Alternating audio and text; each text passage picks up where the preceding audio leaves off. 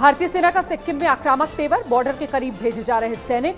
हर साल सितंबर अक्टूबर के महीने में होने वाला युद्धाभ्यास 1 महीने पहले शुरू।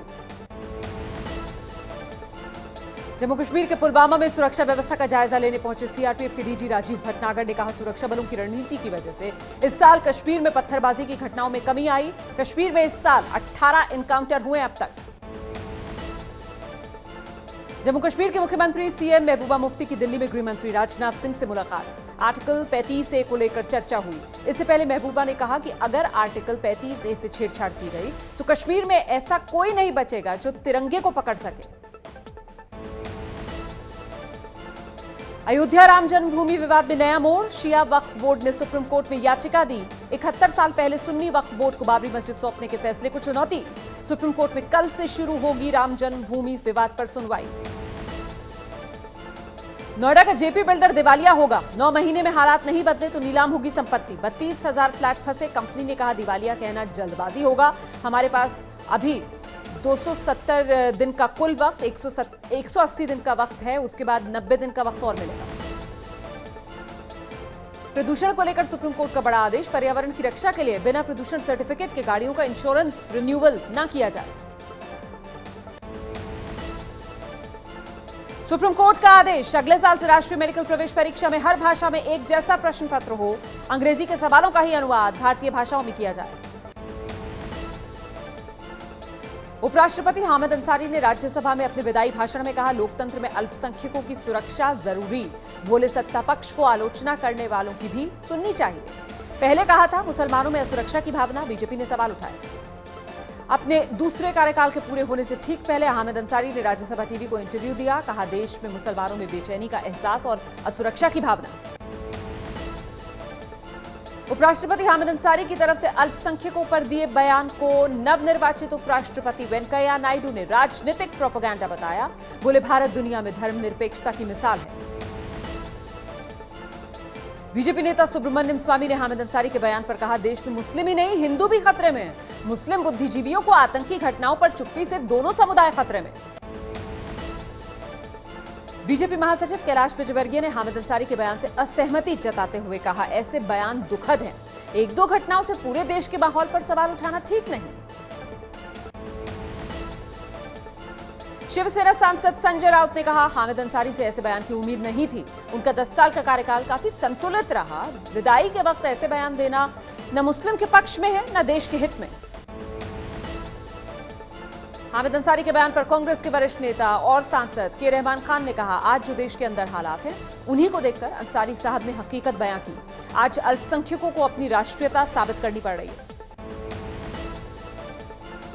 दिल्ली में बीजेपी संसदीय दल की बैठक, पीएम मोदी ने संसद से गैर हाजिर रहने वाले बीजेपी सांसदों की क्लास लगाई।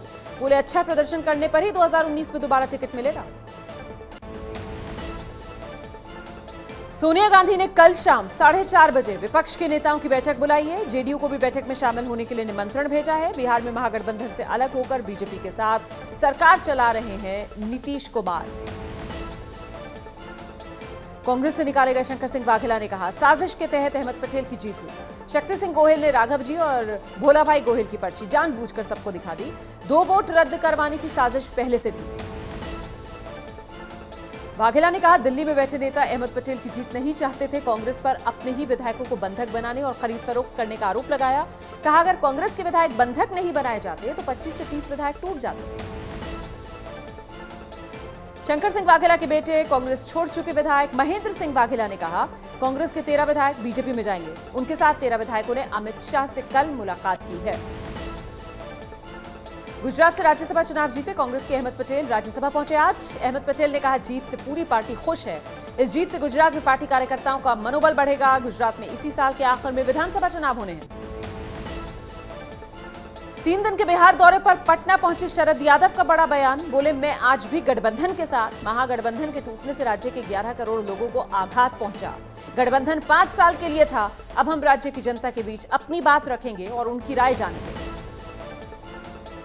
सूत्रों के मुताबिक बिहार में लालू से नाता तोड़ने और बीजेपी से नीतीश के नाता जोड़ने के खिलाफ रहे जेडीयू के बड़े नेता शरद यादव को पार्टी से निकाला जा सकता है। पटना में 19 अगस्त को जेडीयू की राष्ट्रीय कार्यकारिणी की बैठक है। बिहार के हाजीपुर में शरद यादव जिस वक्त सीएम नीतीश कुमार पर निशाना साध रहे थे, तभी जिस कुर्सी पर वो खड़े हुए थे वो कुर्सी टूटी, लेकिन वहां मौजूद समर्थकों ने शरद यादव को संभाल लिया। राज्यसभा में सीपीएम नेता सीताराम येचुरी को विदाई देते हुए भावुक हुए एसपी नेता राम गोपाल यादव। कहा, देश का संविधान बदल सकता है तो आपकी पार्टी का संविधान क्यों नहीं बदल सकता। बोले, आपको फिर से सदन में आना चाहिए।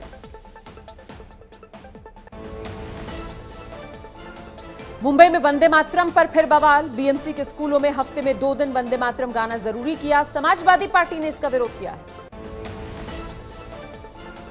पटना के दानापुर में लालू यादव के करीबी आरजेडी पार्षद केदार राय की मॉर्निंग वॉक के दौरान गोली मारकर हत्या के केस में 3 आरोपी गिरफ्तार। परिजनों ने 21 लोगों को नामजद अभियुक्त बनाया है।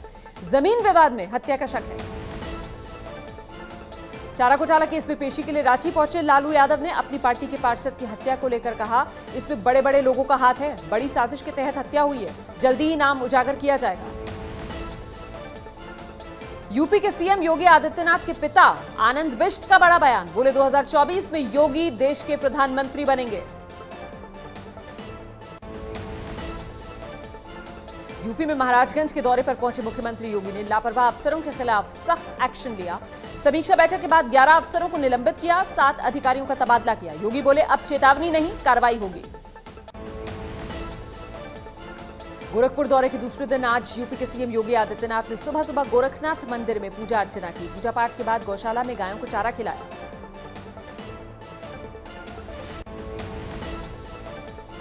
लखनऊ में नौकरी की मांग कर रहे लोगों पर पुलिस का लाठीचार्ज। 2011 में बीपीएड और टीईटी पास कर चुके लोग शिक्षक बनने के लिए कर रहे थे प्रदर्शन।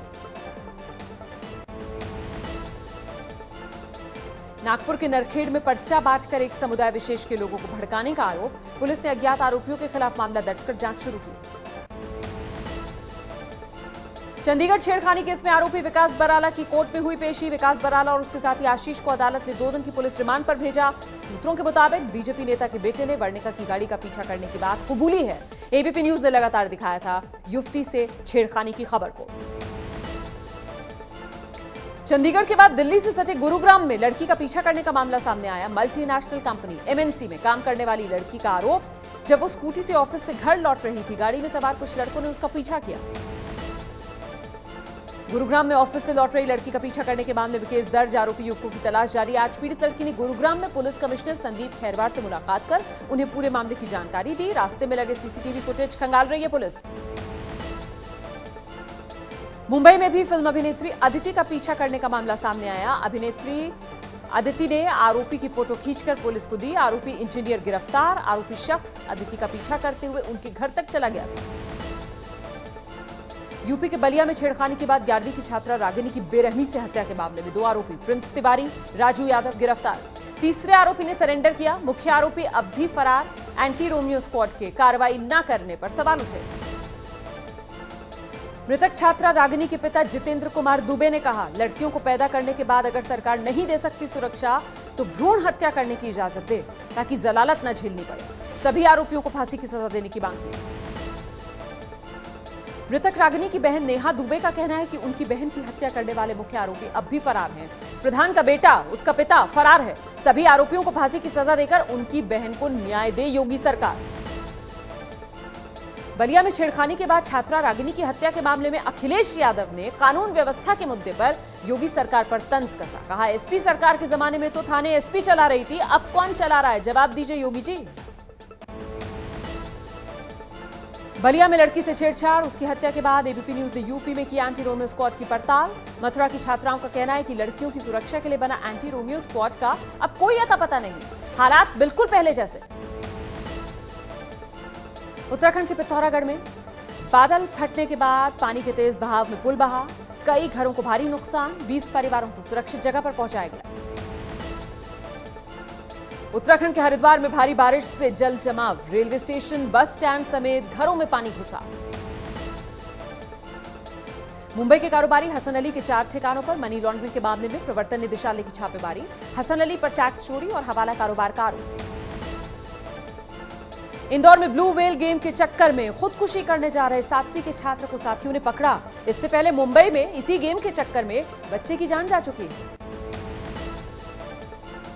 हरियाणा के भिवानी में एक महिला ने अपनी 14 साल की बेटी के साथ मिलकर पति की पीट पीट कर हत्या कर डाली। शराब पीने के आदी पति की मारपीट से परेशान थी पत्नी। आरोपी पत्नी और बेटी को पुलिस ने गिरफ्तार किया।